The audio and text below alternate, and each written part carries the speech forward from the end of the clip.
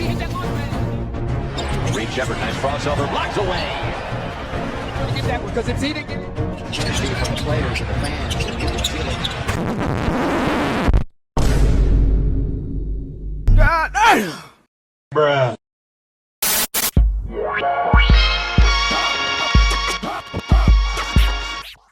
What's going on, everybody? It's your boy JaMichael Moore. We are back for another episode of JaMike's Corner. As you can tell, the corner keep changing.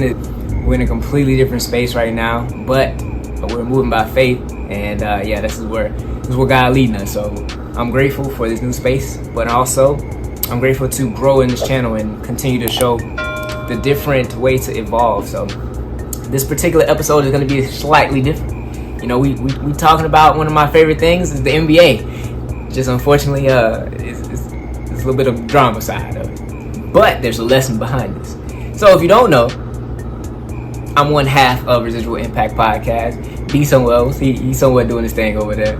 But this right here, this episode, right? I love the NBA. I love what the NBA represents, but it's also a lesson behind how you need to be careful with the amount of freedom that comes with different opportunities. Right? Zion Williamson. I pronounced that right. Basically, this dude went from high school superstar to a college superstar to now being in the NBA and a mega superstar, right? He just had some different injuries and different weight issues that, kept him off the court, early on in his career.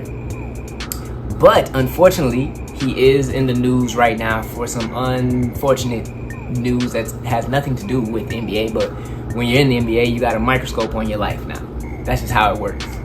And it's funny because me and B talked about this a while back, as just far as being careful with who you decide to lay down with, because when I tell you, I don't know if we take it as serious as we should, but when whomever you decide to lay down with, you got to understand that you're almost like taking on a portion of their life, incorporated into your own.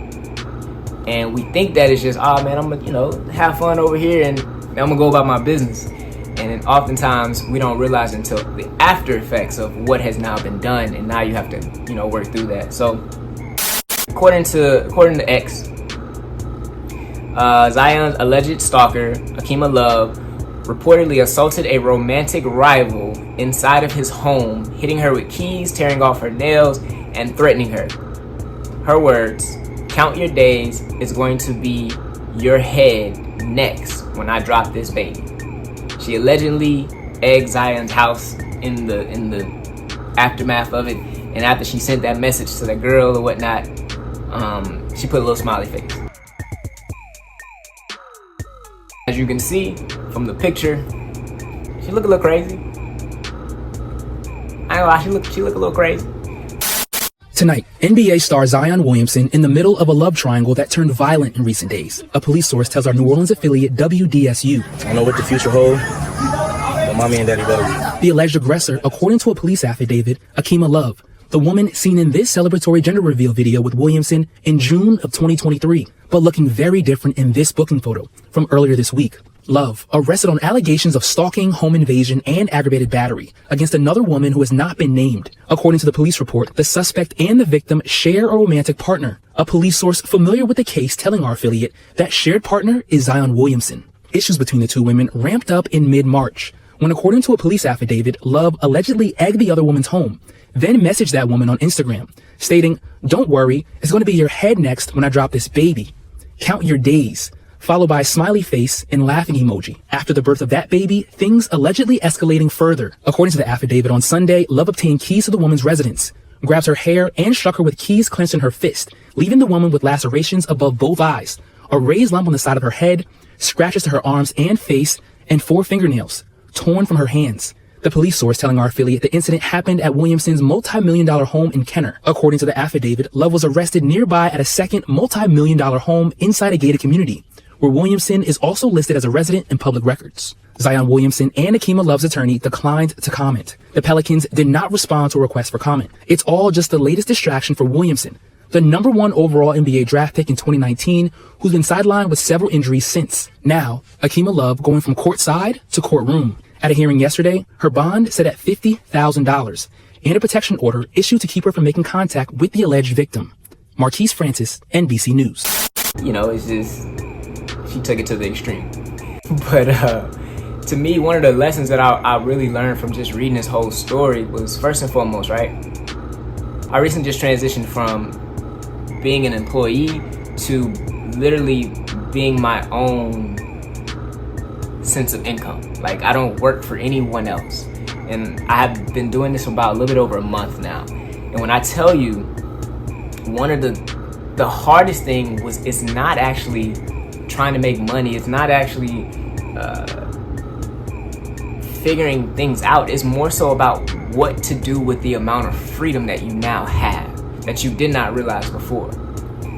And the only way that I can correlate to an NBA player, because I've never been an NBA player before, is they have this amount of money now that gives them this freedom that if you are not structured with, it can actually harm you. People don't really think like that. A lot of people want all this money. They want to do all these great things, but you don't understand, if you are not structured in who you are right where you are, the things that you ultimately want for yourself, it can actually hurt you.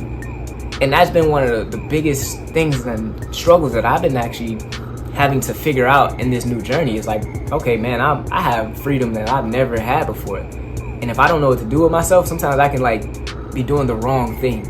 And I'm not saying that Zion, you were doing the wrong things by, being romantically involved with this Kima love person, but at the same time, there doesn't seem like there was enough communication that was had before all of these relations really started. And I know, like, when you're an NBA player, you're in different cities. You know, you might be in 5 different cities in 3 days, or that's possible. Maybe like 10 different cities in like 5 days, something like that. But you're in a lot of different places, and you have a lot of money.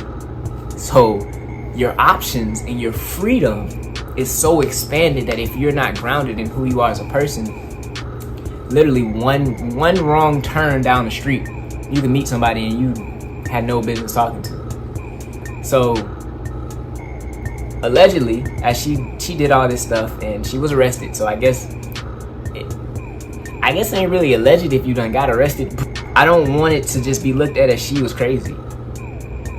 I don't think that's the case. Now, was she wrong in how she reacted? Yo, yes, she was definitely wrong, and that's why she faces 3 counts of home invasion, aggravated burglary, and stalking, and her bond is at $50,000. So, is she wrong? Yeah, she's clearly in the wrong. But I will say that her actions came from a certain reaction of something else that Zion has to take accountability for. And I'm not even just speaking about Zion, I'm just speaking about us as men in general. We have to take accountability for our actions. Sometimes, just being real, sometimes we don't realize our actions until after we've laid down and something done happened.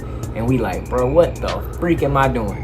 And I don't want you have to get to that point of like, man, like, what am I doing, bro? To then realize, oh, shoot, I shouldn't have did that. Because we all done been there, bro. Nobody's perfect, bro. Trust me, I done mess with some women that I should have had no business messing with. And best believe, I done got some things broken because of it. But I'm like, man, I put myself in this situation. There's nobody else that I can blame. I made her feel this type of way. Now, don't get me wrong. Was she right in the way that she reacted? No. But I have to take accountability for the things that I did. So the lesson ultimately behind this, man, is just be careful who you decide to lay down with, especially if she's pregnant. Like she said, she's pregnant. Definitely be careful who you decide to have a baby with, because now there are 18 more years that are attached to this person. And now you just saw the repercussions of doing something wrong with this person. Now you have to be able to then communicate something that is now tainted and damaged from what you could have done early on. So ultimately, I hope that this video can speak to somebody just to begin to have you yield. I ain't trying to stop you from your life. Go live your life. But just to yield and to consider your decisions right before you do them. And a lot of times you have a small, still voice that's trying to tell you, I don't do that. I don't think you should do that. Don't go that way. Like, you have a voice that's speaking to you. It's just, are you going to decide to listen or not? So, yeah, man. I hope this video helps somebody. Zion, You're still one of my top players, and I hope you're able to get through this. And yeah, until next time, peace.